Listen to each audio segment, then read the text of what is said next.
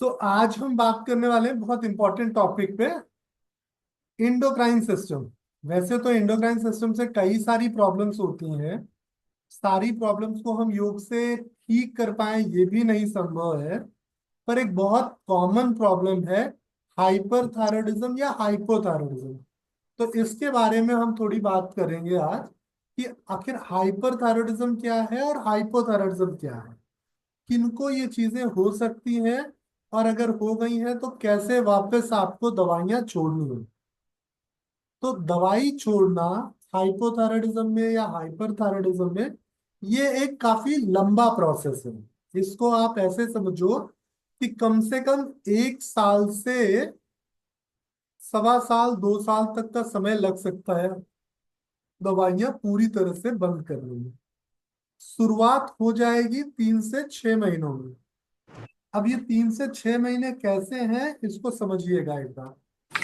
तो मैं पहले आपको मेडिसिन छोड़ने का तरीका सिखा रहा हूँ, बाकी फिर थायराइड के बारे में पूरी चर्चा करेंगे। तो प्लीज पेपर पे ले लीजिए, खुद को म्यूट कर लीजिए और थोड़ा ध्यान से सुनिएगा, क्योंकि एक चीज बार बार रिपीट होगी तो आप बोर हो जाओगे। थायराइड की बीमारी में जो सबसे जरूरी चीज है वो है आपका मेटाबॉलिज्म। मेटाबॉलिज्म का सीधा सा अर्थ ये है कि आपके बॉडी को पूरे दिन भर एक्टिव रहने के लिए, दिन भर के सारे काम निपटाने के लिए कितनी एनर्जी की जरूरत होती है। तो लाइक किसी की बॉडी को अगर 3,000 किलो कैलोरी की जरूरत है और उसने खाया 2,500, तो जो 500 किलो कैलोरी की उसकी जरूरत और रह गई, ये थायराइड का डिस्टरबेंस कॉज करती है। तो ये जो 500 कैलोरी का डेफिसिट आया, इसमें क्या होगा, अगर आप मेहनत करोगे तो आपके शरीर में जो स्टोर कैलोरी है वो यूटिलाइज हो जाएगी। लेकिन जब आप मेहनत नहीं करोगे तो क्या होगा। मानो किसी इंसान की सैलरी 3,000 रुपये महीने है और उसके हर महीने के खर्चे जो है वो 2,500 रुपये में बीत जाते हैं। तो 500 रुपये हर महीने की उसकी सेविंग हुई। अब अचानक से कुछ प्रॉब्लम आई और उसकी कमाई 3,000 से घट के 1,500 हो गई।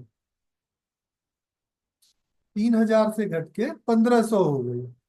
तो अब क्या करना होगा उसको, अपनी कमाई का एक दूसरा अल्टरनेट मीडियम खड़ा करना होगा। जब तक उसके पास ये कमाई का दूसरा सोर्स नहीं है तब तक वो क्या करेगा।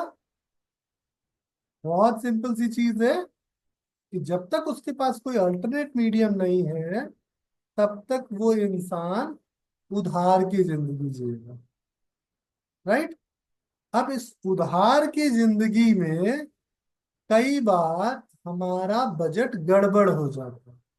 कई बार हमको हमारे मन मुताबिक उधार नहीं मिल पाता। तो इसी चीज को डिस्टर्ब करना थायराइड की बीमारी होती है। तो जब किसी के खर्चे ज्यादा हो जाएंगे तो हाइपरथायरॉयडिज्म हो जाएगा।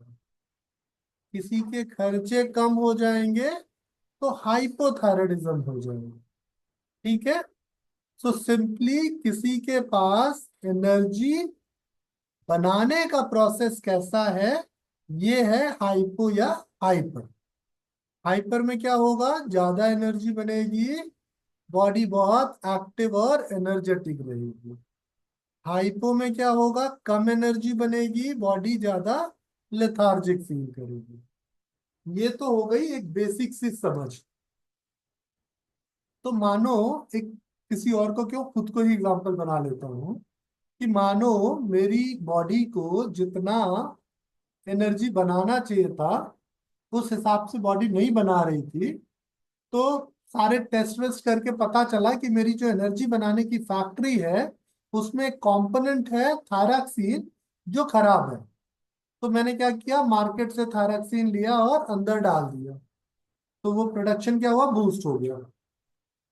अब जब जब मैं मार्केट से थायरॉक्सिन लेके अंदर डालूंगा तब तक मेरा प्रोडक्शन क्या होगा, बूस्ट रहेगा। लेकिन अगर मैं मार्केट से थायरॉक्सिन लेके ना डालूं तो प्रोडक्शन स्लो हो जाएगा। अब इस एनर्जी के प्रोडक्शन में एक बार दवाई चलने लगी तो मालिक क्या चाहता है कि बार बार दवाई आती रहे, काम चलता रहे, फालतू के झंझट क्यों करने। तो हमारी बॉडी उस मेडिसिन के लिए क्या होती है, एक तरीके से डिपेंडेंसी कॉज करने लगती है। तो अब वो दवाई हमारे फिजियोलॉजी का हिस्सा होने लगती है। तो इसलिए जब भी आप देखोगे आपके रिपोर्ट्स नॉर्मल है, फिर भी आपकी डॉक्टर दवाई बंद करने से मना कर देती है। तो अब अगर आपको ये डिपेंडेंसी खत्म करनी तो क्या करना होगा, इसका एक बहुत सरल सा तरीका है कि पहले जो पैरामीटर आपके खराब है, लाइक आपका टीएसएच खराब है, तो टीएसएच की रिपोर्ट को नॉर्मल लेके आए। तो जब आप एक फिक्स डोज थायरॉक्सिन मेडिसिन की ले रहे होंगे तो कुछ महीनों में क्या होगा, आपकी बॉडी को हार्मोन्स बैलेंस हो जाएंगे, आपका टीएसएच लेवल बैलेंस हो जाएगा। आप जाके टेस्ट कराओगे तो पता चलेगा आपका TSH with in the range है।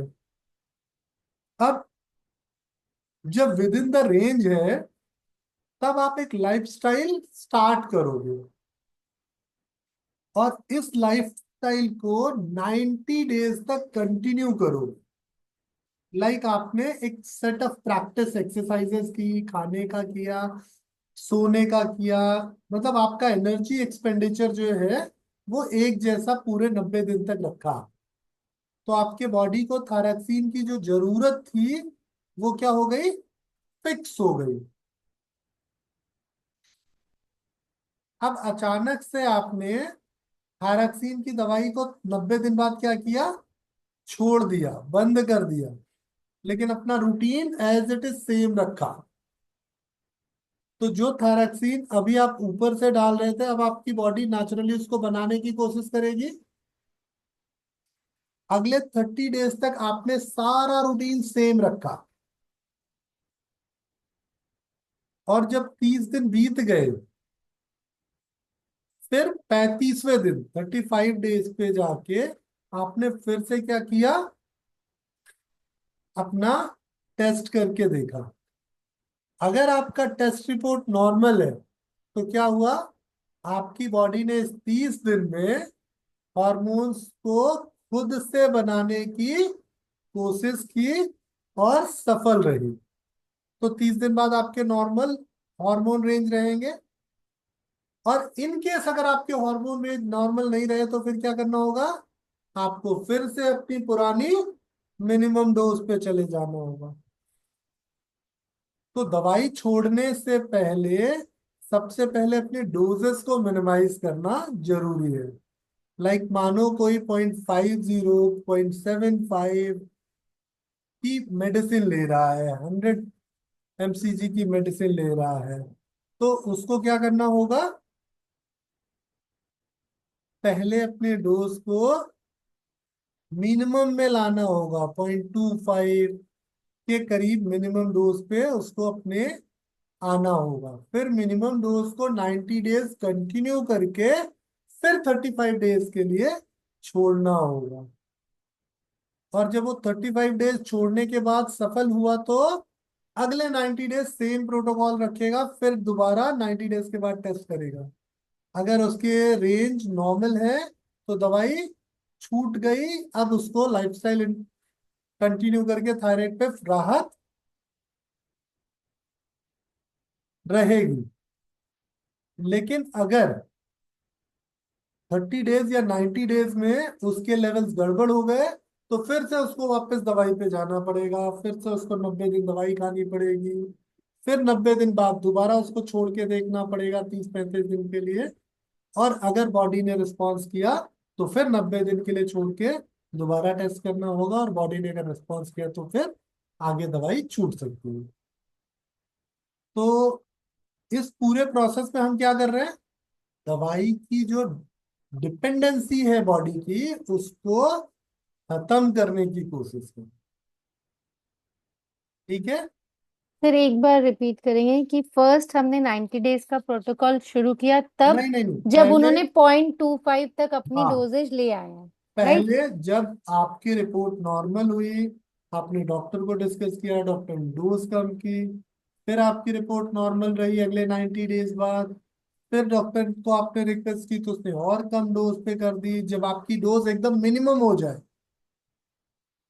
उस पे 90 डेज आपको दवाई के साथ एक फिक्स लाइफस्टाइल जीनी है।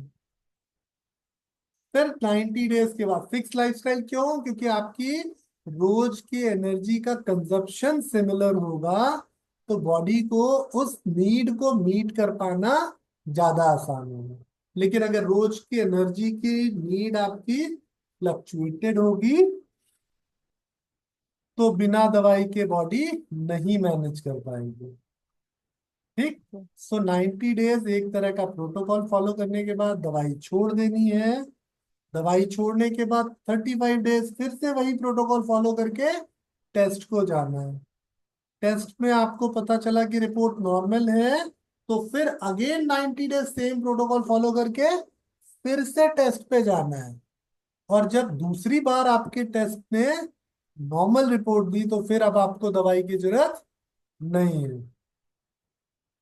तो लाइक समझिए आप, 125 दिन तक जब आपकी बॉडी बिना दवाई के ठीक काम कर लेगी, तब कहीं ये कॉन्फिडेंस आएगा कि नहीं, अभी दवाई की जरूरत खत्म हो गई। ठीक है। तो ये जो नहीं तरीका सर, है। थोड़ा सा कंफ्यूजन है सर। सेकेंड टाइम आपने कहा 90 डेज का और प्रोटोकॉल करेंगे, तो उसमें दवाई लेनी है कि मिनिमम डोज वाली, की वो भी नहीं लेनी है? अगर 35 डेज पे रिपोर्ट नॉर्मल है, हम्म। 35 डेज बिना दवाई के रिपोर्ट नॉर्मल रही, तो फिर हम 90 डेज के लिए फिर बिना दवाई के सेम प्रोटोकॉल फॉलो करेंगे। अब 90 डेज बाद भी अगर रिपोर्ट नॉर्मल रही, तो फाइनली दवाई छूट जाएगी। तो ओके, कुल मतलब मिला 90 + 35 डेज तो के 125 डेज के अराउंड। ओके। ये इसलिए है क्योंकि हमारी थायराइड ग्लैंड में कम से कम 30-35 दिन का थायरॉक्सिन एक बार इकट्ठा हो गया, तो वो काम करता रहता है। तो जो पहले 90 दिन हम क्या क्या कर रहे थे, 3 साइकिल कम से कम इसको मिनिमम डोज पे कंटिन्यू कर रहे थे।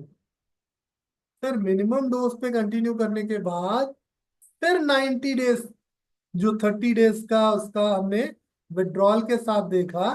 क्यों 30 डेज विड्रॉल के साथ देखा? कि जो पिछले 30 दिन की दवाई की वजह से बना था, वो तो ये 30-35 दिन तक संभाल देगा।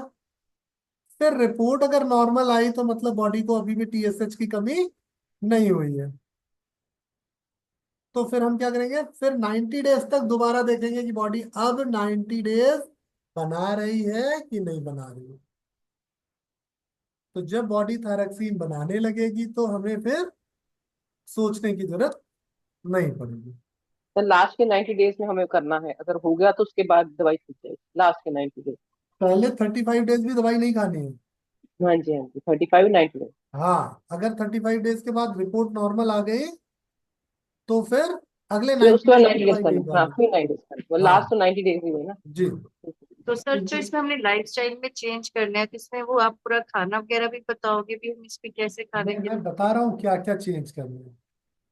एक निश्चित टाइम पे सोना है, एक निश्चित टाइम पे जागना है, सेम टाइम पे वॉशरूम जाना है, सेम टाइम पे लंच करना है, सेम टाइम पे डिनर करना है। खाने में जो आप खाना खाते हैं, ऑलमोस्ट एक फिक्स टाइप कैलोरी रोज का इनटेक होगा।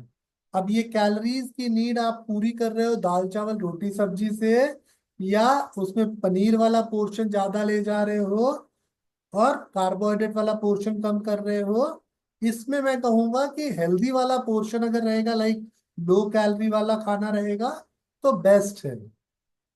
हाई कैलोरी वाला खाना मैं रोक नहीं रहा हूँ, मैं ये कह रहा हूँ कि रोज की कैलोरी का इंटेक जो है ऑलमोस्ट सिमिलर रखना है। जैसे मानो कि मैं 2 चपाती अगर लंच में खा रहा हूँ, तो जिस दिन चपाती नहीं खानी है तो चपाती के ही कैलोरिक वैल्यू का कोई दूसरा चीज खा रहा हूं। तो मेरा खाना ऑलमोस्ट सेम न्यूट्रिशन वैल्यू का रोज हो।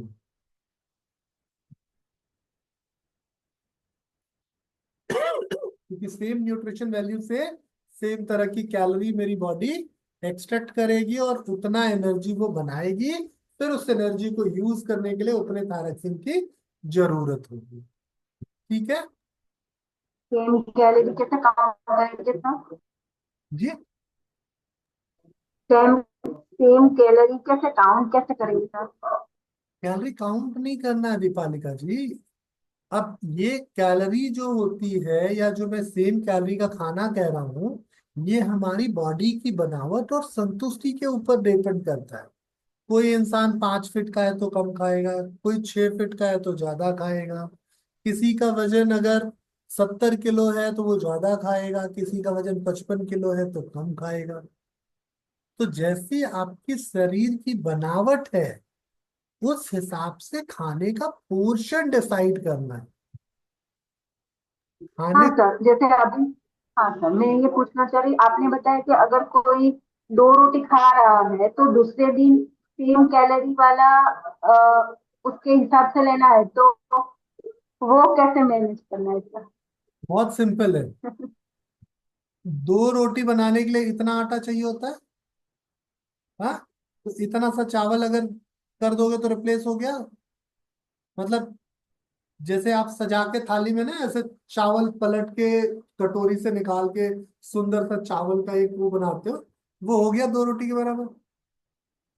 तो आपने जो रोटी का आटा बनाया था और जो चावल है दोनों का जो मात्रा जो वेट है वो ऑलमोस्ट सिमिलर होते हैं।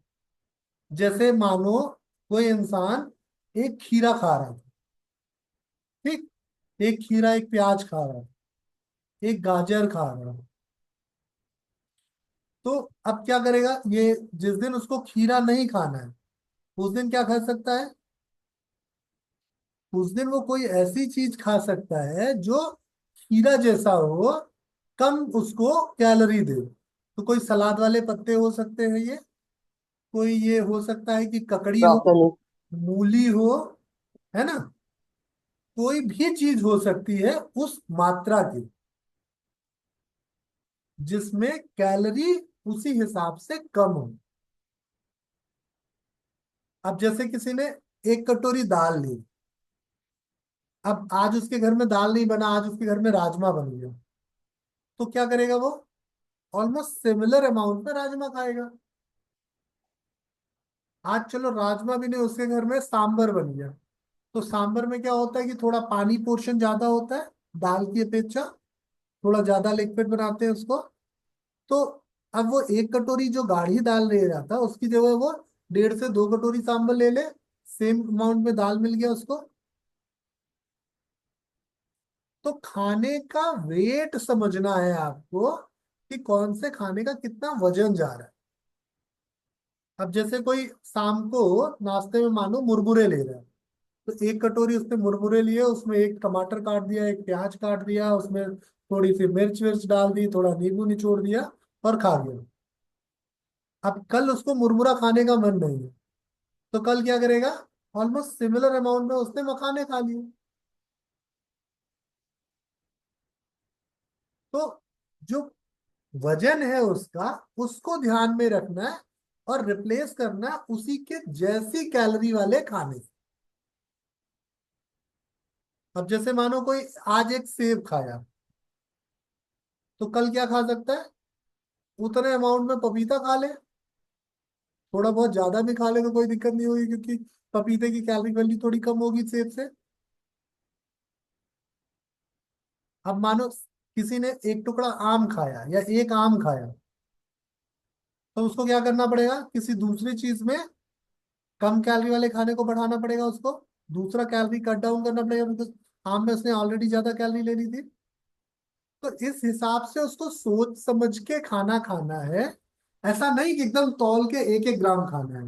बॉडी 1-1 ग्राम का हिसाब नहीं रखती है, लेकिन मोटा मोटा उसी तरीके का जब रोज उसको खाना मिलेगा तो उस खाने को उसको पचाने का और पचाने के बाद उससे एनर्जी बनाने का प्रोसेस एक जैसा रहे। जब आप रोटी बनाते हो, रोटी के लिए जब पेड़े बनाते हो, तो रोज सेम थोड़े होते हैं, कभी 19-20 हो जाते हैं। लेकिन आप खाते रोटी कितने हैं? 2 ही रोटी खानी है। तो अब रोटी जब 2 खा रहे होते हो तो कई बार क्या होता है, सब्जी का पोर्शन ज्यादा होता है, कई बार सब्जी का पोर्शन कम हो जाता है। तो जितना छोटा पेड़ा होगा, रोटी जितनी हल्की होगी, सब्जी उतनी ज्यादा हो जाएगी। अब रोटी थोड़ी भारी हो गई तो सब्जी थोड़ी कम हो गई। ठीक है। पर ये थोड़ा बहुत 19-20 ही चलेगा, इसको 22-25 मत करिएगा।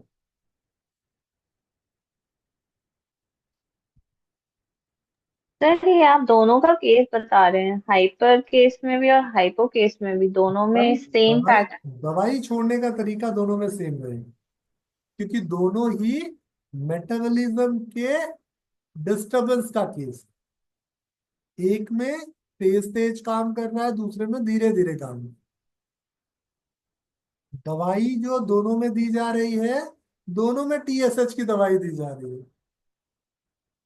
सर लेकिन जो हम ये पवन मुक्त सीरीज और जो योग है वो तो सेम ही देना है ना, हाँ, जैसे हम फॉलो उस पे करते हैं। उस पे भी आ रहा है, उस पे भी आ रहा है। ओके। ये तो खाने की बात हुई।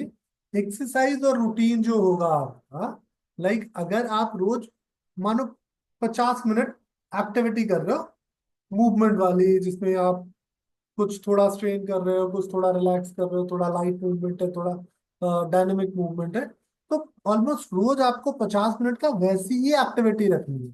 अगर आप सुबह मानो आधे घंटे की वॉक कर रहे हो, तो रोज सुबह आधे घंटे की वॉक कर रहे हो। रोज शाम को अगर आप खाना खाने के बाद 15 मिनट टहलने जा रहे हो, तो रोज 15 मिनट टहलने जा रहे हो। सो आपका एनर्जी का एक्सपेंडिचर भी सेम होना चाहिए, और एनर्जी का प्रोडक्शन भी सेम होना चाहिए। तब जाके आपकी बॉडी नेचुरली हार्मोन्स प्रोड्यूस करने का प्रोसेस तैयार कर पाए। जब किसी इंसान को पता होता है कि ये करना है मुझे, तो वो क्या करता है, पूरी ताकत लगा के वो काम पूरा कर देता है। लेकिन अगर किसी इंसान को पता ही ना हो कि आज मुझे कितना काम करना, तो हो सकता है बेचारा पूरी मेहनत किया, अब वो 5 मिनट और काम कर लेता तो सफल हो जाता, लेकिन उसको पता ही नहीं था कि 5 मिनट अभी और करना। उसको लगा यार बस करो, आज नहीं होगा। लेकिन अगर उसको ये पता होता कि बस 5 मिनट और करने से काम हो जाएगा, तो वो कर ले जाओ।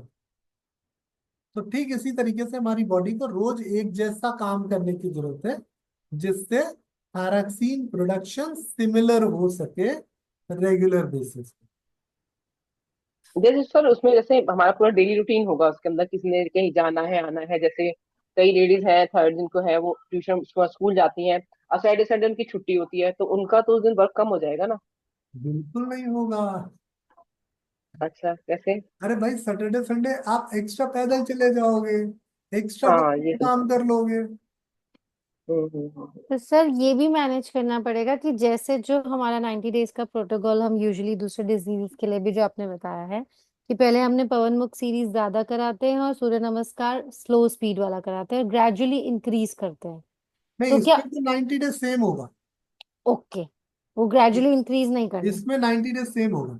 ओके। इसमें पहले 90 डेज, पहले आप भूल गए शायद, पहले 90 डेज जो है हम एक पेस अचीव करते हैं, और फिर 120 डेज उसी पेस को मेंटेन करते हैं।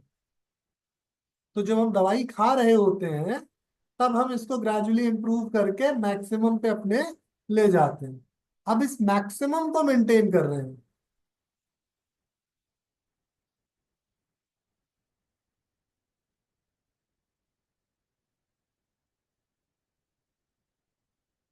हाँ, ये बिल्कुल सही बात है। सिंगल चीट डे अगर होगा, तो हॉर्मोन्स गड़बड़ हो जाएंगे। चलो एक आध दिन अगर कभी बहुत एक्सट्रीम कंडीशन है, हो गया, लेकिन ये इंटेंशनली नहीं होना चाहिए। क्योंकि जब आप इंटेंशनली चीट डे मनाते हो, तो आपके ब्रेन के भीतर केमिकल चेंजेस होते हैं। आपको पता है, ज्यादा मेहनत करने से वजन कम नहीं होता। अगर आप वेट लॉस कराना चाह रहे हो किसी का, तो उसको ज्यादा मेहनत कराओगे तो आप बेवकूफ हो। क्योंकि जब आप उसको ज्यादा मेहनत कराते हो तो उसके बॉडी के बाकी के सिस्टम स्लो हो जाते हैं। क्यों? क्योंकि एनर्जी एक्सपेंडिचर को उनको कम करना होता है। लेकिन अगर किसी को इंटरमीडिएट स्ट्रेन करते जाओ उसको थकना ना हो, तो उसकी बॉडी मैक्सिमम एनर्जी यूज कर ले जाएगी। सर इसमें इसमें स्ट्रेस का कितना रोल होगा वो भी तो आएगा। रोज अगर एक जैसा ही स्ट्रेस रखेंगे तो ठीक है, रोज एक जैसे कैसे होगा, अगर कभी तो ऐसा ज्यादा आ तो जाता है उसको तो कम फिर। कर लीजिए। नहीं, बहुत सरल है। देखिए मंजू जी, स्ट्रेस को हमने कभी समझा नहीं स्ट्रेस को सही तरीके से। आएगा इसके बाद वाला चैप्टर स्ट्रेस पे ही आएगा। हमने समझा नहीं सही से स्ट्रेस को। अगर हम सही से स्ट्रेस को समझ लें तो रोज का स्ट्रेस रोज खत्म किया जा सकता है। स्ट्रेस क्या हाँ है? वो है, पर ये जैसे अभी हम इसमें हैं, पर जो जनरली लोग रहते हैं वो नहीं कर पाते हैं। मंजू जी, स्ट्रेस को फिर आप समझ ही नहीं पा रहे, स्ट्रेस की फिजियोलॉजी ही नहीं समझ पा रहे। हमेशा वही आदमी स्ट्रेस में जाता है जिसके पास एनर्जी की कमी हो। मैं आपको पहले बता चुका हूं ना कि अगर आपके घर में किसी की तबीयत खराब हो और आपके पास 7 लाख रुपए कैश पड़े, तो आप क्या करोगे? यूज करेंगे। ये नहीं सोचोगे कि कौन से हॉस्पिटल ले जाओ, ये सोचोगे कौन से हॉस्पिटल में अच्छा ट्रीटमेंट होता है। करेक्ट। और वही 7 लाख की जगह अगर 7 हजार रुपए जेब में पड़े तो क्या करोगे? पहला स्ट्रेस होगा कि कहाँ ले जाएं जहां कम से कम पैसों में अच्छा इलाज हो जाए। तो फिर कोई बोलेगा कि यार गवर्नमेंट के डॉक्टर अच्छे होते हैं, थोड़ा मिसमैनेजमेंट जरूर होता है पर डॉक्टर अच्छे होते हैं, एक्सपीरियंस डॉक्टर होते हैं। तो आप फिर क्या करोगे? गवर्नमेंट हॉस्पिटल की ओर भागोगे या किसी ऐसी चैरिटेबल सर्विस की ओर भागोगे जहां आपको ज्यादा तकलीफ उठानी। तो यही है स्ट्रेस, और कुछ नहीं है स्ट्रेस। स्ट्रेस उसी इंसान को आता है जिसके पास स्ट्रेस को सहने की क्षमता न हो। अगर आपने स्ट्रेस को सहने की क्षमता बना ली तो आपको स्ट्रेस नहीं परेशान करेगा। और अगर आपके पास सहने की क्षमता नहीं है तो आपको ज्यादा स्ट्रेस होगा। सेम सिचुएशन दो लोगों को दी जाए, एक उससे बहुत परेशान हो जाएगा, दूसरा हो सकता है हंस हंस के ऐसे टाल जाए ये तो कोई बात ही नहीं। कैसे हुआ ये? सिर्फ उनकी एनर्जी और उनकी सोच। एक्टिविटी कैसी थी। तो स्ट्रेस जो है ये सबकी लाइफ में है। आप कितनी एनर्जी होल्ड करते हो उस हिसाब से वो स्ट्रेस सबसाइड हो जाएगा। तो अगर आपका मेटाबॉलिज्म अच्छा है तो आपको स्ट्रेस अफेक्ट नहीं करेगा। नहीं तो सारी दुनिया नहीं डिप्रेशन में चली जाती है। आप सोचो कि कोई लाइफ में ऐसा इंसान कभी देखा है आपने जिसको स्ट्रेस ना होता हो? सबको स्ट्रेस होता है। तो जब सबको स्ट्रेस होता है तो जाहिर सी बात है सबको स्ट्रेस उसी तरीके से नुकसान भी पहुंचाएगा। तो सबको डिप्रेशन हो जाना चाहिए, है सबका लिवर फेल हो जाना चाहिए, सबको कैंसर हो जाना चाहिए। तो सबके इमोशंस अलग हैं। सबकी इमोशंस अलग नहीं, सबकी एनर्जीज अलग है। जैसी आपकी एनर्जी है उसी हिसाब से वो आपको डैमेज करेगा।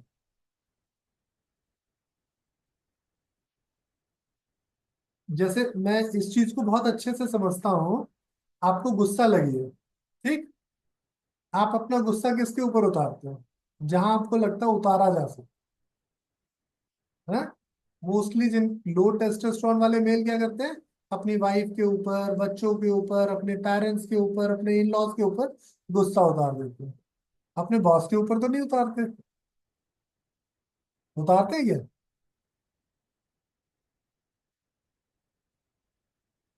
वही बंदा जो लो टेस्टोस्टेरोन की वजह से अपनी वाइफ के ऊपर गुस्सा उतार रहा है, वही बंदा अगर किसी लड़की को लेके सीरियस है और अभी तक उस लड़की के साथ उसका फिजिकल इंटरकोर्स नहीं हुआ है, तो उस लड़की के ऊपर भी नहीं उतारेगा।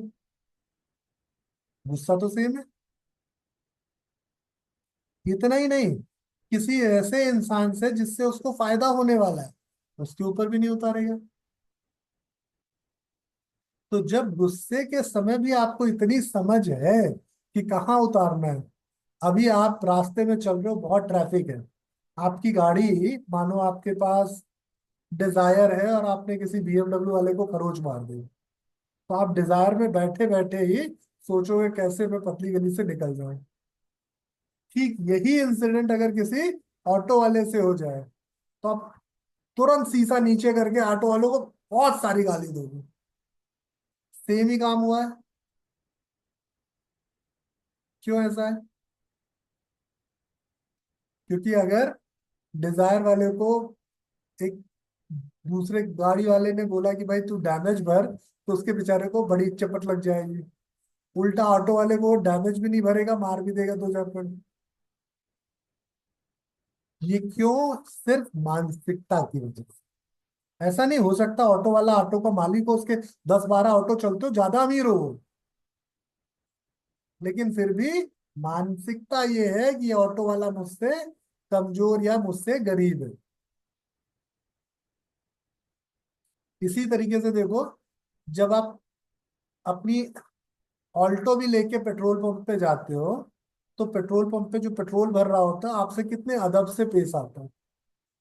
आपसे बड़ी गाड़ी अर्टिगा लेके कोई अगर कैब वाला चला जाए, बेचारा भले वो उस कैब का मालिक हो, उसको ढंग से ट्रीट नहीं करते।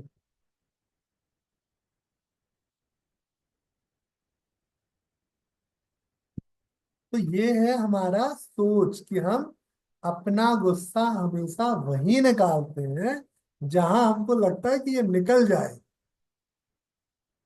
तो गुस्सा जो है ये पूरी तरह से आपके ताकत से जुड़ा हुआ है।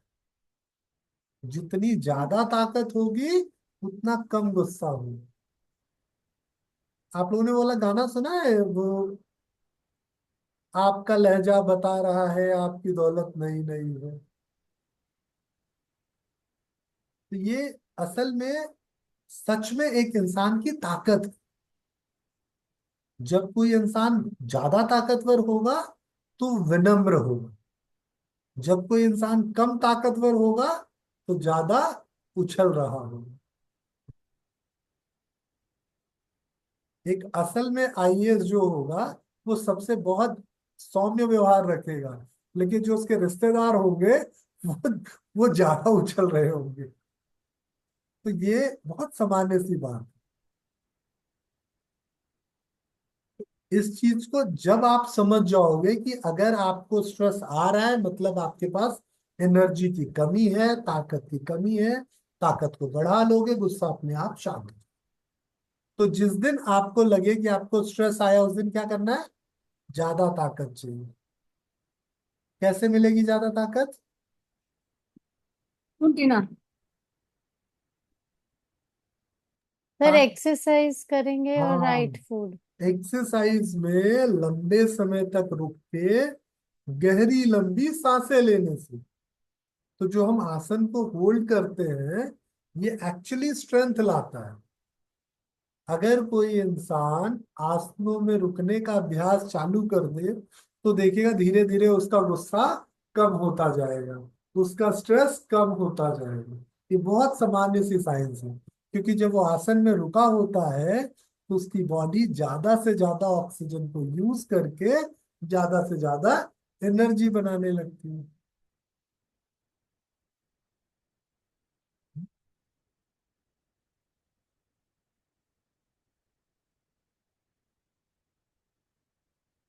तो ये बहुत सिंपल सा साइंस है। कभी भी स्ट्रेस, एंजाइटी, डिप्रेशन के लिए अगर आप काम कर रहे हो, तो सबसे पहला प्रयास आपका कैसे उसके एनर्जी लेवल को बढ़ाया जाए, इस पे होना चाहिए। सर आसन में रुक के हम स्ट्रेस या अपना वो बढ़ा सकते हैं एनर्जी को, उसका थ्योरी कैसे, भाई कुछ जब आप साइंटिफिक? आसन में रुकोगे तो क्या होगा?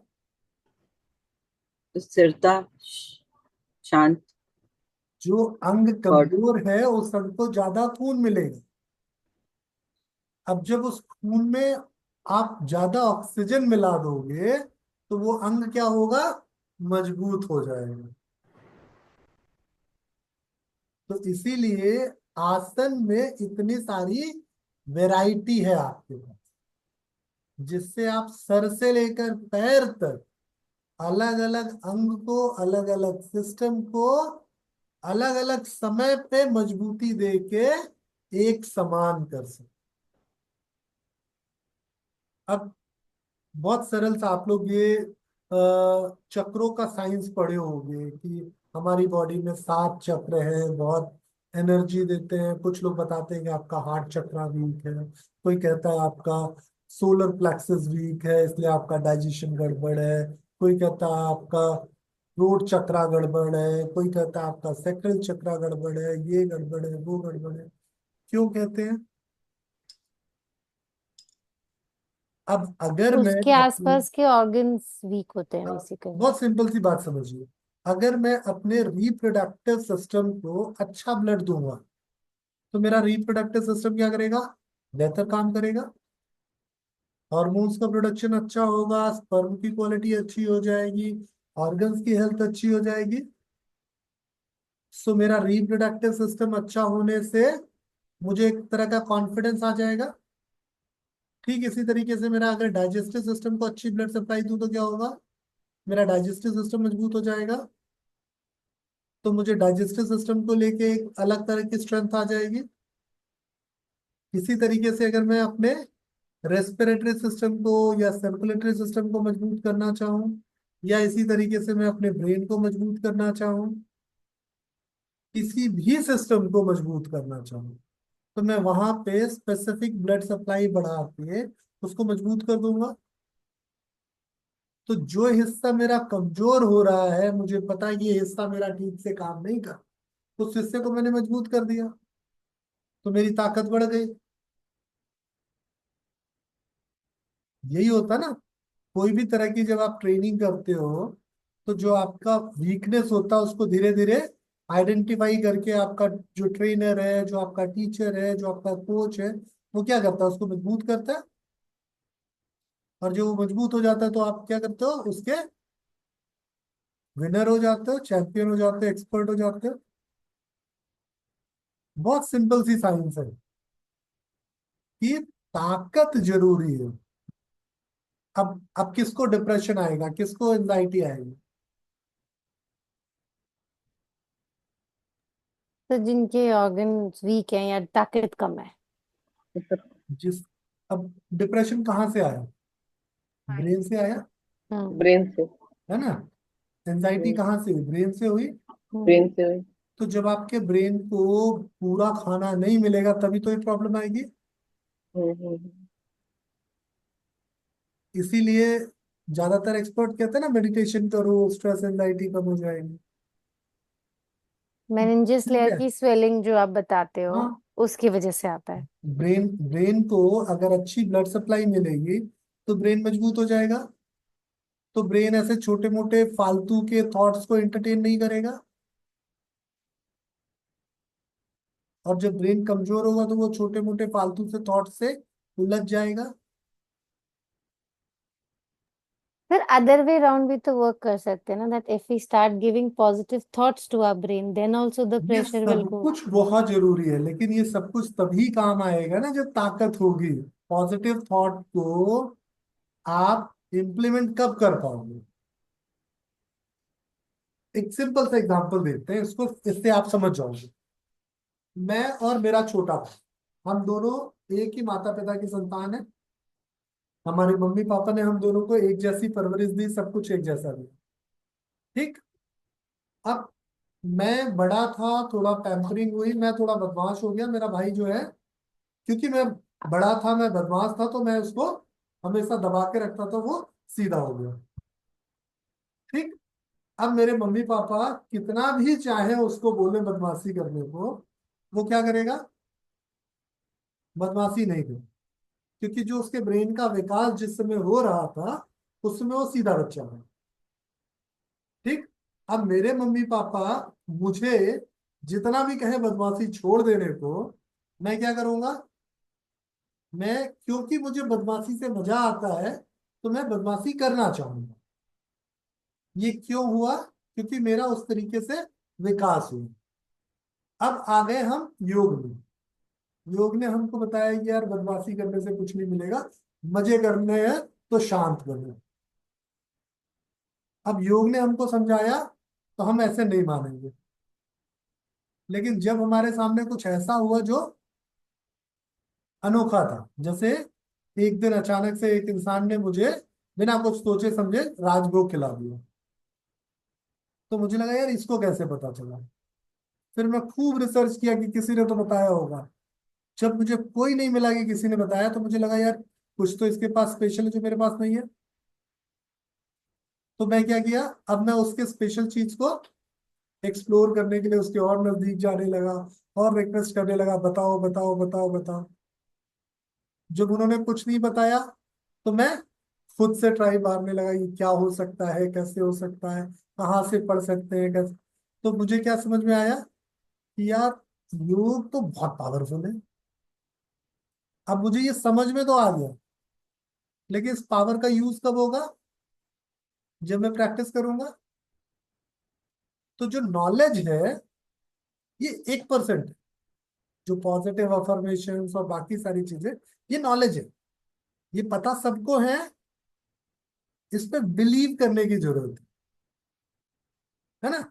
तो ये 1% नॉलेज है, लेकिन ये अमल में तभी आएगा जब प्रैक्टिस में आएगा। तो अगर कोई इंसान इस पे ट्रस्ट नहीं कर रहा है, सिर्फ इसको किताबी बात मान रहा है, तो वो आपके कहने से 4 दिन तो पॉजिटिव अफर्मेशंस को बहुत स्ट्रांगली बिलीव करेगा। 5वें दिन क्या होगा, छोड़ो यार ये तो सब जानते हैं कि अच्छी बात है। तो उस चीज को अपनाने के लिए ताकत चाहिए। तो योग जो है क्या है, 1% नॉलेज है, 99% प्रैक्टिस है। अगर मैं आपको चाहे कितनी भी अच्छी साइंस बता दूं, अगर उस साइंस को आप यूज नहीं करोगे तो वेस्ट है। ठीक उसी तरीके से ब्रेन को कितना भी विजडम दे दो, कितना भी भगवत गीता रटा दो उसको, अगर वो उस हिसाब से आचरण नहीं करेगा, कर्म नहीं करेगा, उसका वात व्यवहार ऐसा नहीं होगा, तो सब कुछ बेकार हो जाएगा। वही बोल रही हूँ, विपश्यना में भी यही सिखाया उन्होंने कि अगर आप प्रैक्टिस नहीं कर रहे हो तो कुछ फायदा नहीं है विपश्यना का, सीख लो जितना मर्जी वो कर लो। यही है कि मतलब हर हम्म। चीज मेहनत करने के बाद फलीभूत हो जाएगी। और ये मेहनत क्या है, ये है ताकत। कोई भी चीज को जब आप प्रैक्टिस करोगे तो हर रोज बेहतर होती जाएगी। तो जिसकी जितनी ताकत होगी उसको उतना कम तकलीफ होगी, जिसके पास जितनी कम ताकत होगी उसको उतनी ज्यादा तकलीफ। अक्सर इसको मैं और दूसरे बड़े वियर्ड तरीके से समझाता हूँ कि सेक्सुअल इंटरकोर्स एक बहुत अच्छी चीज है, लेकिन जबरदस्ती किया गया सेक्सुअल इंटरकोर्स सबसे बुरी और वाहियात चीज है। तो जबरदस्ती कौन करता है, जिसके पास ताकत नहीं है, जिसके पास अच्छे हॉर्मोन्स नहीं है। दूसरा इंसान क्या करेगा, जिसके पास अच्छे हॉर्मोन्स है, वो वेट करेगा रजामंदी का, वो वेट करेगा सही इंसान का। तो ताकत और कमजोर दोनों में यही अंतर। कमजोर जो है वो बहुत इम्पेशेंट होगा, चीजों को लेके परेशान होगा, और ताकतवर ठीक उसका उल्टा होगा। जैसे अगर आप लोग में से कोई थोड़ी बहुत शेयर मार्केट की समझ रखता हो, तो इस समय मार्केट बहुत मजेदार फेज पे चल रहा है। मार्केट में अगर आपको सच में अच्छे रिटर्न्स बनाने हैं, एक ही रूल है, क्या है, patience. Long term. Long term. Long term patience बहुत तो जरूरी है। ठीक है, लेकिन सबसे जरूरी है पेशेंस है, पेशेंस रखना। क्योंकि वो अप डाउन होते रहते हैं ना, तो उसमें तो जब आपके पास पेशेंस कब आएगा, जब आपको कैपिटल खोने का डर नहीं हो, जब आप उस पैसे से इन्वेस्ट कर रहे हो जो सच में आपका एक्स्ट्रा पैसा है। आप अपने महीने के खर्चे उठा के ट्रेड ले लो, आप हर सेकंड डरते रहोगे। सही बात। लेकिन अगर आप अपने साल भर का खर्चा अपने जेब में रखो और उसके बाद ट्रेड ले लो, आपको फर्क ही नहीं पड़ेगा। कितना, 10% नीचे, कोई बात नहीं यार, 30% ऊपर भी तो था। तो ये बहुत जरूरी चीज है, धीरज। और वो तभी आएगा जब ताकत आएगी। ये जो मैंने कहा ना कि आपने महीने के खर्चे से ट्रेड लिया, तो मतलब ताकत नहीं थी, इसीलिए डर भी ज्यादा था।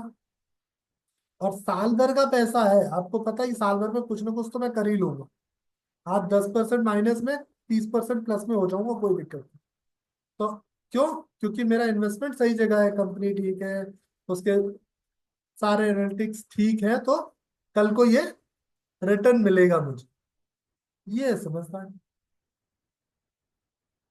तो यही हर जगह है, ये सिर्फ एक जगह सा एग्जांपल मैंने इसलिए दिया क्योंकि अभी मार्केट में कभी काफी प्रॉब्लम्स थी। वो जिस दिन सीज फायर वाला हुआ है, 10-10% का अपर सर्किट लगा, लोगों ने बहुत पैसे बनाए। तो बहुत जरूरी है धीरज रखना। तो जिन्होंने, जब मार्केट टूट रहा था, तो जिन्होंने पेशेंस रखा था, उनको काफी अच्छा रिटर्न मिला। और जो डर के भाग गए लॉस कर करके, वो क्या किए, हो गए। यही है, हर जगह ताकत जरूरी है। और जब भी कभी आप एंजाइटी डिप्रेशन ट्रीट करोगे, मेरी ये बात हमेशा याद रखना कि किसी भी इंसान के भीतर चाबी भर दोगे, ताकत आ जाएगी तो दौड़ने लगेगी। जैसे घड़ी की बैटरी खत्म हुई, आपने बैटरी चेंज कर दी, घड़ी दौड़ने लगी। वैसे इंसान की बैटरी खत्म हुई, आपने इंसान की बैटरी बदल दी, वो दौड़ने लगी। और इंसान की बैटरी क्या है? उसका बेसल मेटाबॉलिक रेट। ये सिर्फ दो चीजों पे निर्भर करता है। किस पे? कितना ऑक्सीजन उपयोग किया, कितना ऑक्सीजन उपयोग किया, कितनी कार्बन डाइऑक्साइड बनाई। जितना ऑक्सीजन यूज होगा, उतनी ज्यादा कार्बन डाइऑक्साइड बनेगी। तो कार्बन डाइऑक्साइड बनना क्या है? हर वो तकलीफ वाली, हर वो सैडनेस वाली, हर वो कमी वाली चीज को स्वाहा कर देना, जला देना। तो जिसके पास कम कार्बन डाइऑक्साइड बनेगी, उसके पास अंदर नकारात्मकता, डर और दुनिया भर की चीजें भरी रहेगी। और जिसके पास जितनी ज्यादा कार्बन डाइऑक्साइड बनेगी, उसके पास ये सारी चीजें बाहर निकलती जाएंगी, बाहर निकलती जाएंगी। तो रोज का आपका गोल क्या होना चाहिए? मैक्सिमम कार्बन डाइऑक्साइड बनाना।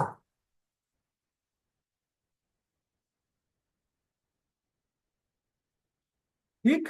और इसके लिए कुछ नहीं करना, पैदल चलना है, पावर बुक सीरीज करना है, थोड़ा खुश हो जाना है, थोड़ा एक्टिव हो जाना है, चीजें अपने आप होने लगेंगी। सर बेसिकली अगर मैक्सिमम कार्बन डाइऑक्साइड बनता है तो अपना बेसिक मेटाबॉलिक रेट बढ़ता है क्या? बिल्कुल भाई, एम ही यही है। ऑक्सीजन जो है वो बर्न होगा तो कैलोरीज बनेगी, है ना? जो आप बोलते हो ना कि आज मैंने इतनी कैलोरीज बर्न की, तो जब जितनी कैलोरीज बर्न होगी, उतनी ताकत आ जाएगी आपके पास। तो कैलोरी बर्न होगी तो रिजल्ट में क्या बनेगा? Carbon dioxide. तो जितनी ज्यादा कार्बन डाइऑक्साइड बनाओगे, उतनी ज्यादा कैलोरीज बर्न करोगे, मतलब उतनी ज्यादा ताकत हो जाएगी आपके पास। तो बहुत सिंपल है हमारी बॉडी के साइंस, हम उसको बहुत कॉम्प्लिकेट कर देते हैं। कुछ लोगों से आप बात करोगे तो बोलेंगे नाइट्रस ऑक्साइड बन जाएगा आपकी बॉडी में, आपका सारा स्ट्रेस खत्म कर देगा। सुना ना आपने ये नाइट्रस ऑक्साइड वाला? अभी इस समय बहुत ट्रेंड कर रहा है ये। अब ये बताना भूल जाते हैं कि भाई नाइट्रस ऑक्साइड बनेगा ही तब जब आपका बेसल मेटाबॉलिक अच्छा होगा। बेसल मेटाबॉलिक रेट ऊपर जाएगा, तभी तो बॉडी अच्छा, तभी तो बॉडी। अब जैसे एक बहुत बड़ी चीज है कि आजकल लोग स्किन को लेके बहुत ज्यादा, एजिंग को लेके बहुत ज्यादा परेशान हैं। मार्केट में बहुत सारे सीरम्स आ गए, कोलेजन्स आ गए, क्या क्या आ गया, कितने सप्लीमेंट्स आ गए। भाई ये सब चीजें जब तक कार्बन डाइऑक्साइड बनने के बाद यूज नहीं होगी तब तक बेकार है ना। तो फाइनली क्या है, कार्बन डाइऑक्साइड बनाना ज्यादा जरूरी है, फिर इन चीजों का यूज करिए तो कोई फायदा होगा। आपका वजन है 100 किलो का, और आप मार्केट से खरीद के ला रहे हो महंगे महंगे प्रोडक्ट, तो वो क्या करेगा, भीतर तो अंदर आपके फफूंद लग रही है, बाहर से इस तरफ नया पेंट पुट्टी हो गई है। तो इसलिए मेटाबॉलिज्म बहुत जरूरी चीज है। और एक इंसान की सारी साइकोसोमेटिक बीमारियां या उसकी इंडोक्राइन बीमारियां उसके मेटाबॉलिज्म की वजह से आती। मेटाबॉलिज्म गड़बड़ होगा तो आपका एनर्जी सिस्टम कमजोर होगा, आपके हॉर्मोन्स अलग तरीके से काम करेंगे आपको जिंदा रखने। और जब आपके हॉर्मोन्स अलग तरीके से काम करेंगे तो जाहिर सी बात है कि कोई भी चीज मिसयूज होगी तो उसका कुछ ना कुछ एडवर्स इफेक्ट भी झेलना पड़ेगा। और यही होता है, जब हम किसी भी चीज को मिसयूज करते हैं तो उसके फिर जो नुकसान है वो भी हमें झेलने पड़ते हैं। तो ये जो थायराइड की बीमारी है ना, वो सिर्फ एक ही चीज की वजह से होती है, मेहनत न करने की वजह से। अगर कोई इंसान शरीर की मेहनत कम कर रहा है तो हाइपोथायराइडिज्म होगा। कोई इंसान दिमाग की मेहनत कम कर रहा है तो उसको हाइपरथायराइडिज्म होगा। सो इसका मतलब ये नहीं कि दिमाग को मेहनत नहीं कराना है, दिमाग को भी जंग नहीं लगाना है। ब्रेन और बॉडी के बीच में परफेक्ट रिश्ता बनाना ही सच्ची सेहत है।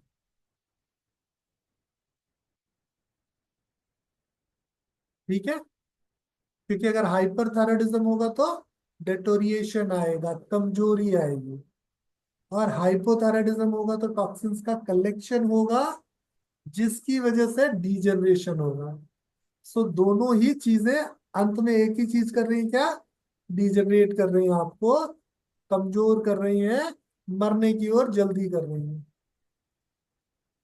तो चाहे हाइपरथायराइडिज्म हो चाहे हाइपोथायराइडिज्म हो, दोनों का अंत मरना ही है। तो आज के लिए इतना ही। कल हम थायराइड पे सर मेरे 2 क्वेश्चंस थे इससे रिलेटेड। अच्छा, ये थोड़ा सा टेस्ट आप देख लो, ये टेस्ट वैसे चलिए कल शुरू से ही पूरा ही करेंगे हम। कल हम शुरू से ही करेंगे, आपके सवाल ही लेना, टाइम ज्यादा होगा। ये टेस्ट थोड़ा सा समझ लीजिएगा, हाइपोथायराइडिज्म और हाइपरथायराइडिज्म कैसे डिफरेंशिएट करते हैं, T3 T4 TSH क्या होता है, थायराइड ग्लैंड पे सूजन आती है तो क्या कंडीशन होती है, क्योंकि ये सब कुछ आप सबको जानना बहुत जरूरी है। क्योंकि आजकल ना बहुत सारे इंस्टाग्राम पे फेक इन्फ्लुएंसर्स आके बहुत वाहियात सी खबर फैला देते हैं कि ये वाला नमक खाओ, ये वाला नमक मत खाओ। देश का नमक टाटा नमक सबसे अच्छा नमक है। जिसने टाटा नमक छोड़ दिया है, आज ही चालू कर दो, टाटा वालों ने मुझे 1 रुपए नहीं दिए, तो मैं झूठ नहीं बोल रहा हूँ। सर चेंज कर दिया, मैं तो वही खाती थी, अब टाटा नमक दोबारा से स्टार्ट किया हम लोगों ने। ठीक है, कभी कभार आप दूसरे नमक खा सकते हो अगर आपको माइक्रो न्यूट्रिएंट्स के लिए चाहिए, लेकिन अगर थायराइड हेल्थ अच्छी रखनी है तो आपको आयोडीन जरूरी है, क्योंकि सर आयोडीन। पहले हमें सब यही कहते थे ना कि सेंधा नमक खाओ, सेंधा नमक खाओ, सेंधा नमक खाओ, तो हमने तो घर से ही निकाल दिया था ये वाला टाटा नमक। हम सेंधा नमक ही खाते थे। नहीं नहीं, आप सोचो, आयोडीन जो है ये सिर्फ सी फूड्स में मिलता है या कुछ बहुत रेयर चीजों में मिलता है। तो आपके रोज के आयोडीन की नीड जब नहीं पूरी होगी तो आपका थायराइड ग्लैंड बढ़ता जाएगा।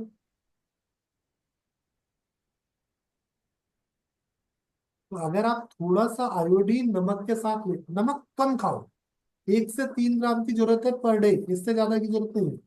तो नमक कम खाओ लेकिन टाटा वाला। सर सर मेरा अभी क्वेश्चन। हाँ। कैलोरीज, अगर कैलोरीज ज्यादा बर्न करते हैं तो मेटाबॉलिक रेट बढ़ता है ना? तो बोलते ना अपने को क्यों ज्यादा खाना और फिर ज्यादा मेहनत करना, एक बार वो भी एक पॉइंट था। हाँ, मतलब हाँ, तो लाइक भाई कैलोरी जितना बर्न करते हैं उतना मेटाबॉलिक रेट इंप्रूव करता है। एक बात बताइए, मेटाबॉलिक रेट इंप्रूव क्यों करना? क्योंकि आपके पास गंदगी बड़ा भरा हुआ है, तभी तो उसको बर्न करना है ना। आपके पास, आप अपने घर में सफाई करो और इतना सा कूड़ा निकल गया है, तो आप क्या करोगे? उस कूड़े को एक जगह इकट्ठा कर दोगे, कल फिर इतना कूड़ा निकलेगा, तब जाके उसको कहीं डिस्पोज करने की सोचोगे। अब आपके घर से इतना कूड़ा निकल रहा है, क्या करोगे? सोचोगे ना कि आज ही आज इसको बाहर डिस्पोज कर दें। तो अगर कूड़ा ही कम है और मेटाबॉलिक रेट कम है तो क्या प्रॉब्लम है? अगर कूड़ा कम है तो मेटाबॉलिक रेट कम होगा ही नहीं। हाँ। अगर कूड़े की वजह से ही तो कम हो रहा है ना रेट। जितनी शरीर में ज्यादा गंदगी होगी, उतना ज्यादा प्रॉब्लम आएगी, उतना मेटाबॉलिज्म कम होगा। जितनी कम गंदगी उतना अच्छा मेटाबॉलिज्म। तो मेन चीज क्या समझ। है? मेटाबॉलिज्म है कूड़ा बनाना। तो मेटाबॉलिज्म की जरूरत ही पड़ रही है कूड़ा बनाने के लिए। जब कूड़ा कम है तो जब मेटाबॉलिज्म की जरूरत क्या हुई? Okay okay. है? मैंने शुरू में ही कहा था ना, जितना ज्यादा खाना खाओगे उतनी जल्दी मर जाओगे।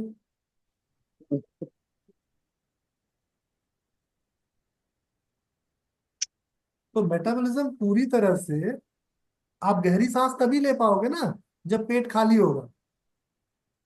और खा लोगे तो जब गहरी सांस जाएगी नहीं तो ज्यादा कार्बन डाइऑक्साइड निकलेगा वहां से। तो प्राणायाम तो सिद्ध ही तभी होगा जब आप कम खाओगे। तो यहाँ पे ये मत सोचिएगा कि खाने से मेटाबॉलिज्म रिलेट कर। मेटाबॉलिज्म जो है वो आपके खाने को सही तरीके से प्रोसेस करने का तरीका। खाना कम होगा, कम प्रोसेस करना पड़ेगा। ज्यादा खाना है इसलिए मजबूरी में उसको प्रोसेस करना पड़ेगा। एक आदमी 5 बार खा रहा है तो उसको 5 बार पैदल चलना पड़ेगा। एक आदमी 2 बार खा रहा है, 2 बार पैदल चलना पड़ेगा। कोई एक बार खा रहा है तो वो बेचारा एक बार ही पैदल चल के काम चला लेगा। सर मैं क्वेश्चन पूछ सकती हूँ अपने? हाँ हाँ, पूछ पूछ। सर एक लाइक सिनेरियो है, सिनेरियो क्या, मतलब पहले मैं ये पूछूंगी कि एक्सेस वेट लॉस क्या थायराइड ला सकता है क्या? सही। सर मेरा हस्बैंड का एग्जांपल है, ही वाज 110 और over the 6 years he got to 53 kgs। तो एंड उसके आई थिंक 1 या 2 साल बाद he got diagnosed with thyroid. It was like he hyper started the job। हाँ। Hyperthyroidism, right? नो, हाइपो है उनको। हाइपोथायरॉइडिज्म। हाँ तो जी। इसका मतलब कि उन्होंने अपने खाने पीने की जो आदत थी उसको बहुत ज्यादा खराब कर लिया, जिसकी वजह से उनका थायराइड ग्लैंड डिस्टर्ब हो गया। वेट लॉस कैसे किया था उन्होंने? क्या किया था? मेहनत करके? सर हाँ सर, जिमिंग कर रहा था और अपना डाइट पे उन्होंने काफी ध्यान दिया था। क्या ध्यान दिया था? सर अब इतना तो नहीं पता, मैं I was not married that time, उस उनके जॉब का। बहुत सिंपल सी बात जान लीजिए, मैं शुरू से कहता आ रहा हूँ कि न खाना समस्या का समाधान नहीं। अगर आप नहीं खा रहे हो तो नहीं मेहनत करना। अगर आप नहीं खा रहे हो और मेहनत करोगे तो बॉडी क्या करेगी? नकली तरीके से एनर्जी बनाएगी, कार्टिसोल्स लाएगी, आपकी बॉडी में ज्यादा एड्रेनलिन बनेगा। आप इसको ऐसे समझो, मैं इसका एग्जांपल बता देता हूँ। आपने सुना ना, वो कुछ एथलीट्स कुछ ऐसे प्रोहिबिटेड ड्रग्स ले लेते हैं जिससे उनका परफॉर्मेंस बूस्ट हो जाता है और वो अपने गेम में एक्सेलेंट कर जाते हैं। आपको पता है ये जो प्रोहिबिटेड ड्रग्स होती है ये क्या करती हैं? ये एक तरीके का डेकाडोराबोलिन करके हार्मोन होता है जो आपका अचानक से मेटाबॉलिज्म बहुत हाई कर देता है। तो आपके पास ना एक ताकत आ जाती है, आप अचानक से रावण बन जाते हो। आपके 20 हाथ आ जाते हैं, 10 सर आ जाता है और आप बहुत ज्यादा एक्टिव हो जाते हो। क्यों हुआ ये हुआ एक हार्मोन डिस्टरबेंस की वजह से। तो जब आप ये करते हो तो अंत में क्या होता है, आपका शरीर कमजोर हो रहा है, उसी का रिजल्ट है हाइपोथायराइडिज्म। तो सर इतना मेरे को पता है, ही इज अ वेजिटेरियन, मतलब वो एग भी नहीं लेता था। और जितना मेरे को पता है, he did it from naturally, मतलब ऐसा नहीं है कि he was taking some supplements या कुछ ऐसा, जितना मेरे को है। क्या खाए, क्या खाए, आप बताओ ना क्या खाए। नेचुरल अगर कोई इंसान मेहनत कर रहा है तो इतना बड़ा चेंज करने के लिए उसको कम से कम 5 साल लगेंगे। हाँ, तो उसने 5 to 6 years में उसने इतना लूज किया था। 5 इयर्स में इतना बट नहीं किया था। तो हाइपोथायराइडिज्म का फिर कोई और कारण था, फिर वेट लॉस नहीं है। अगर 5 साल में किया था, क्योंकि एक हाँ, साल में कोई भी इंसान अगर चाहे तो आराम से 15 किलो तक का वेट कम कर ले, कोई दिक्कत नहीं आएगी। कुछ लोग स्पेशल ध्यान रख के 20 से 22 किलो का भी वेट लॉस कर सकते हैं एक साल। तो 10 किलो तक का वेट बहुत अच्छा वेट लॉस है एक साल। तो ये फिर किसी और कारण से आया, उनका डिटेल हार्मोन प्रोफाइल देखोगे तो समझ में आएगा। हो सकता है किसी तरह का कोई स्ट्रेस या कोई एडिक्शन हो जो आपको ना पता हो, क्योंकि मोस्टली थायराइड के पीछे स्ट्रेस और एडिक्शन ही बड़ा कारण है। सर मुझे एक पूछना था। सर एक और क्वेश्चन था, सेकंड क्वेश्चन। सर एक एक ये थायराइड। एक, एक मिनट, आपके रिलेटेड क्वेश्चन करना था सर को मेरे हाँ को। प्लीज बोलिए। जो हस्बैंड ने, हिना मैम के हस्बैंड ने जो वेट लॉस किया 5-6 ईयर में से, ठीक है, आइडियली समझो उन्होंने अच्छा किया रहेगा तो ठीक है, लेकिन फिर उनको थायराइड कैसे डिटेक्ट हो गया? मैं वही तो आइडियली बता रहा हूँ कि थायराइड फिर किसी दूसरे कारण से आया जो साइकोसोमेटिक कारण था। वेट लॉस जो है उनका आइडियली जो, देखिए वेट लॉस जो है वो वो सही तरीके से हुआ, या फिर वेट लॉस पे कहीं ना कहीं कुछ कॉम्प्रोमाइज हुआ जो ब्रेन को नहीं ठीक कर पाया, जिसकी वजह से हाइपोथायराइडिज्म।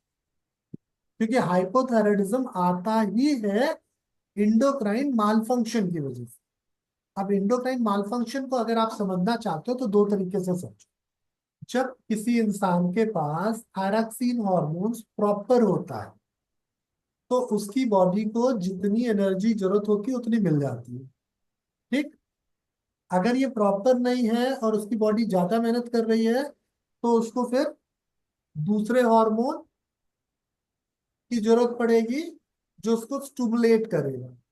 तो ये स्टिमुलेशन वाले हार्मोन्स क्या होते हैं, ये मोस्टली कार्टिकोस्टेरॉइड्स होते हैं।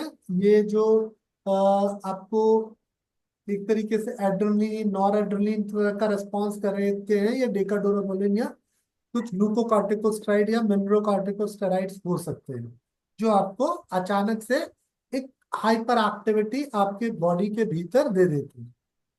दूसरे टाइम पे आपको उसी तरह का रेस्ट मिलना चाहिए जो कि सेरोटोनिन से मिलना चाहिए था। अब सेरोटोनिन नहीं आया आपके पास तो इंडोर्फिन चाहिए था। इंडोर्फिन भी नहीं आपके पास आया तो क्या हुआ, बॉडी उसी तूफान से उलझ रही है और शांति हुई नहीं। जब तूफान आता है और आपने कुछ सामान बाहर रखा हुआ है तो क्या होता है, बिखर जाता है। जैसे अभी ये गेहूं कटने का समय पूरा हुआ है ना, तो गेहूं काट के लोग अलग अलग जगहों पे रखते थे। तूफान आता तो पूरा गेहूं सब इधर उधर फैल जाता है। लेकिन अगर गेहूं को आप गट्ठर बांध के रख दोगे तो तूफान में गेहूं का कहीं नहीं फैलेगा। ठीक उसी तरीके से इनकी बॉडी में एक तरफ तो फंक्शन बूस्ट हुआ, दूसरी तरफ फंक्शन बूस्ट नहीं हुआ, जिसकी वजह से प्रॉब्लम है। इसीलिए जब भी कोई एक्टिविटी करते हो ना तो ब्रेन बॉडी बैलेंस की जरूरत होती है।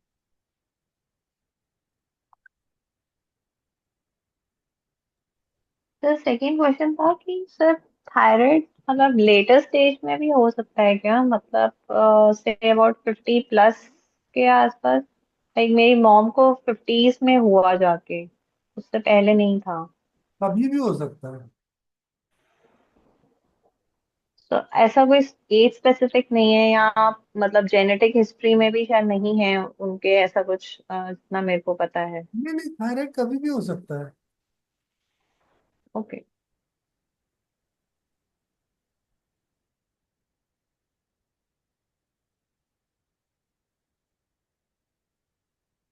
एक क्वेश्चन पूछ सकती हूँ?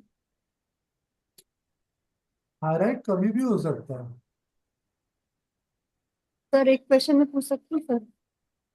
पूछिए भाई, लेकिन 1 मिनट रुक जाइए। ऑफिशियली हमारी क्लास खत्म हो गई है, रिकॉर्डिंग बंद हो चुकी है।